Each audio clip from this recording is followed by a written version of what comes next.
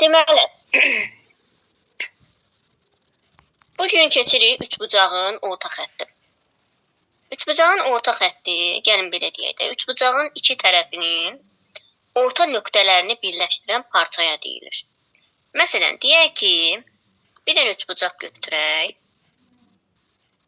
Bir dənə üçbucaq götürək. Tutaq ki, A, B, C. Kitablar bağlı olsun. ABC üçbucağı götürmüş. Bu ABC üçbucağının orta xəttini götürək. Məsələn, M. Üçbucağın deməli iki tərəfinin ortasını birləşdirən orta xətt üçüncü tərəfə paraleldir və onun yarısına bərabərdir. Yəni, üçbucağın iki tərəfinin orta nöqtəsini. Bax, buranın da orta nöqtəsi, buranın da orta nöqtəsini birləşdirən xətt. Bax, birləşdirən xətt üçbucağın oturacağına paralel olur. Və eyni zamanda oturacağın yarısına bərabərdir. Yəni, M-in bərabərdir AC bölü 2. Tutaq ki, mənim AC-im 8 santimetrdirsə, M-ni tapmaq üçün 8-i böləcəyik 2-yə. Bu da bərabərdir 4. Yəni, bura 4-dür. Aydındırmı? Onun yarısına bərabərdir. Burada bir problem var. Məsələn, bir dənə gəlin çəkək. Bax, bunun da orta nöqtəsi, bunun da orta nöqtəsi. Buradan bura bir dənə çəkdik, tutaq ki, KM. KM nəyə bərabər olacaq? Ayxan fikrim burada. KM bərabər olacaq hansı tərəfə? AB-nin yarısına.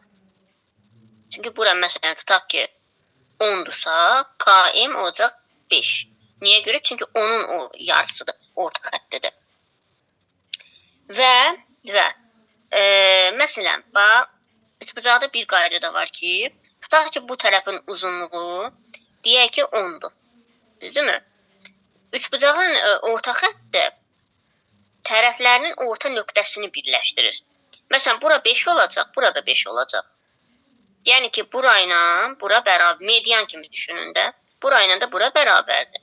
Və bura ilə də bura bərabər olacaq. Aydındır? Üçbucağın orta xətti haqqında bir problem varmı? Yoxdursa keçək növbəti mövzuya. Deməli, növbəti mövzumuz gəlir trapesiya. Trapesiya uşaqlar, deməli,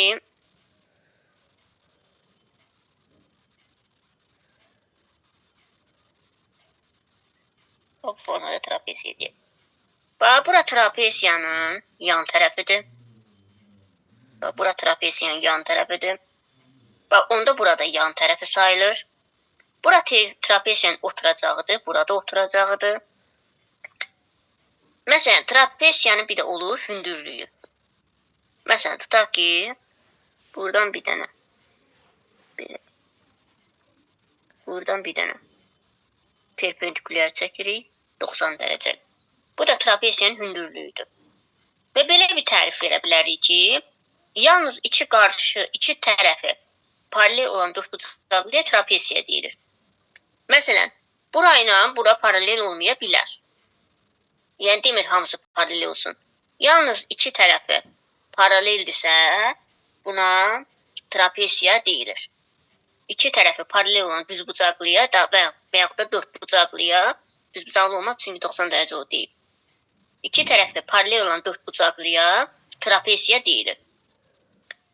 Paralel tərəflər trapesiyanın oturacaqları, yəni yuxarı və aşağı.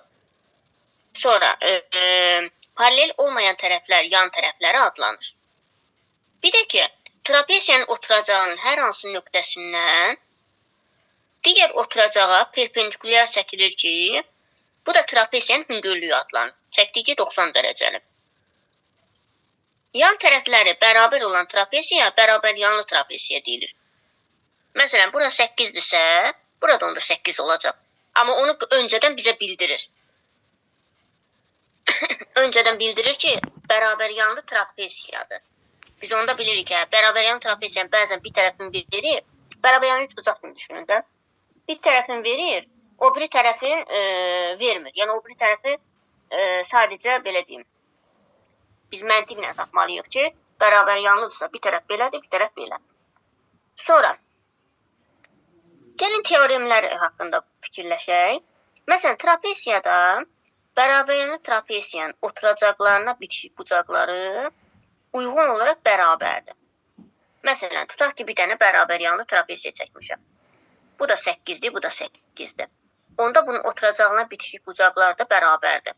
Necə bərabər yanlı üçbucaqda yan tərəflər bərabər idisə, yan oturacaqların bitişik yan bucaqlar da bərabər idi, bu eyni qayda.